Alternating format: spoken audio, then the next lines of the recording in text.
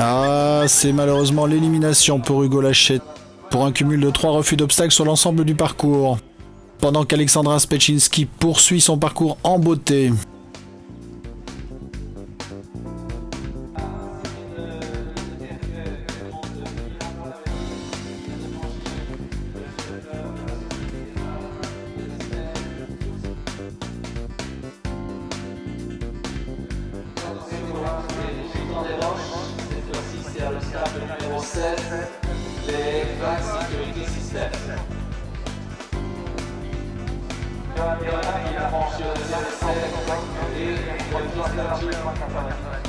Sibyl de Liedekerk, le 345 sur Ulina.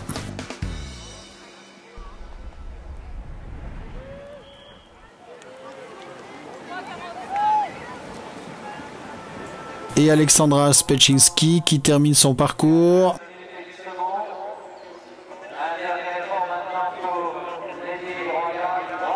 Sur un temps de 6 minutes et 2 secondes, un temps qui la maintient à sa place de première du classement. C'est un très très beau parcours.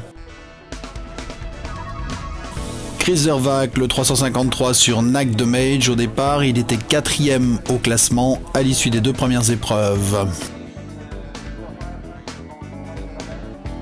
Pendant que Nicolas Pertusa, le 349 sur Nounours du Moulin, pour la France, arrive à la rivière.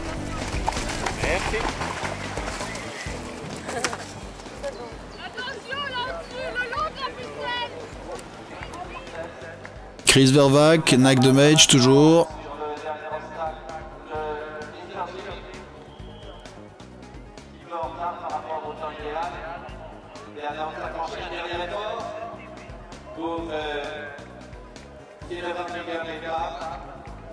Bravo, c'est un parcours sans incident, 6 minutes 31 secondes.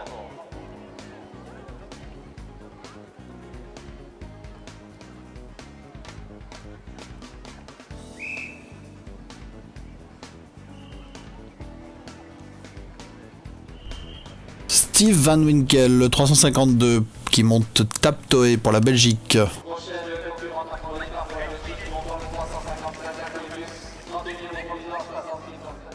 Et Anne-Laure Calicis, le 355 sur Aquimus, qui fait une chute sans gravité pour Anne-Laure Calicis, mais qui va entraîner son élimination.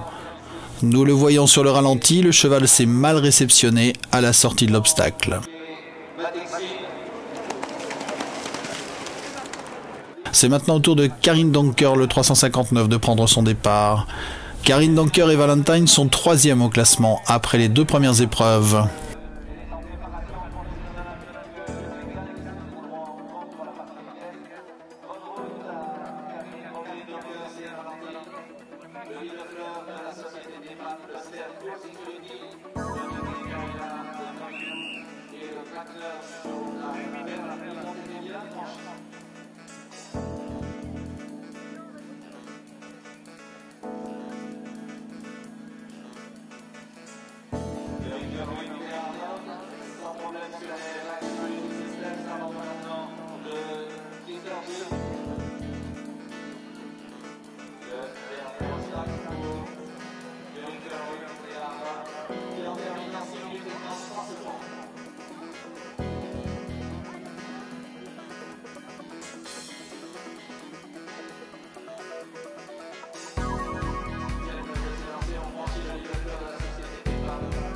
Karine Donker qui fait un excellent parcours sans avoir l'air d'être à fond.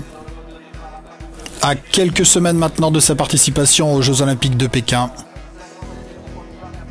Elle nous l'a dit en interview, les hasards du calendrier font que le concours complet d'Arvide est une bonne préparation pour elle, sans prendre de risques à considérer pour les JO.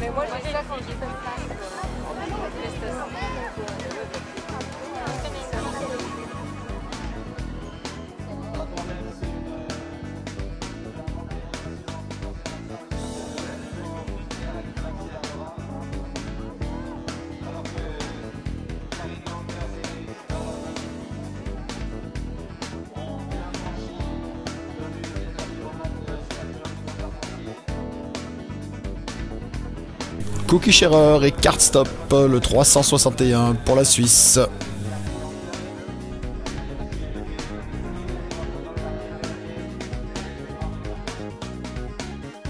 Karin Danker qui touche au but et qui nous donne un très très beau spectacle.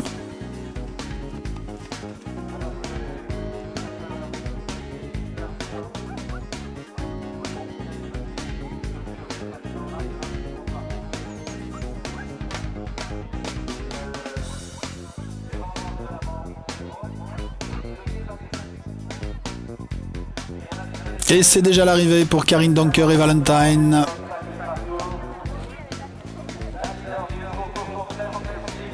Qui clôture sur un chrono de 6 minutes et 10 secondes, qui devrait la maintenir très haut dans le classement.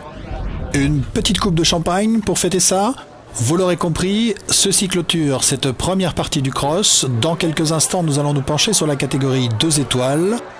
Mais profitons de cette petite pause pour faire un tour dans le village exposant parmi le public.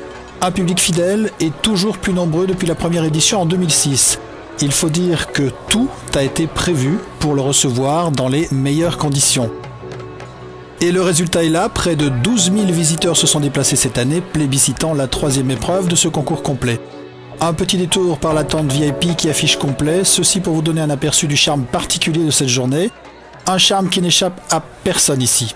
Quand on trouve un site comme celui-ci avec des prairies, des bois, c'est vallonné, on dirait que ça a été créé pour organiser un concours complet. Je ne peux pas être insensible à ça, compte tenu de mes fonctions, compte tenu de ma passion pour cette discipline.